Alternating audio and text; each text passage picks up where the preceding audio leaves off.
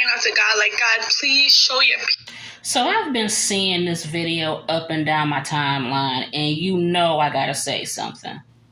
Now, don't misunderstand me.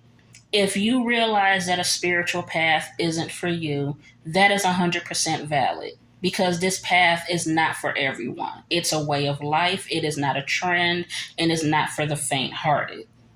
What I do have a problem with, however, is people coming on this app and crying and saying, oh my God, don't do this. It's so evil. Stay away from it. All because you decided to dabble in something that you had no business dabbling in. You didn't want to put in the work. You weren't doing the shadow work. You were jumping into doing spells with no kind of divination, no relationship with your ancestors. You out here hexing folks over petty shit, or putting love spells on folks, and then when shit hits the fan, now all of a sudden it's evil instead of you taking personal responsibility for your shit. It ain't the devil, sweetie, it's you. Again, like I said, this path isn't for everyone, but that doesn't mean that your religious path is something that I should be following.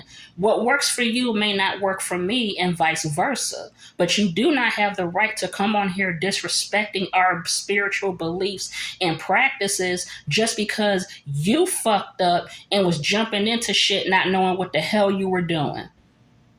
Spirituality is not pretty. Like I said, it's not for the faint of heart. You're going to have to face your inner demons. You're going to have to unpack your trauma. You're going to have to face a lot of your shit head on. It's not always crystals and herbs and pretty candles. Sometimes shit can get ugly, and you got to be ready to deal with that. And if you're not, it ain't for you. Also, if you actually read the Bible, you would know that there's people were using herbs and crystals and sage all throughout the Bible. Maybe you should actually read it and stop cherry picking shit to justify your ignorance.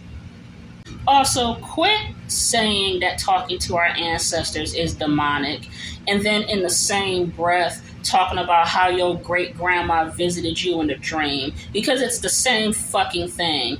How do you think our ancestors communicated with us? All I'm gonna say is cut the bullshit.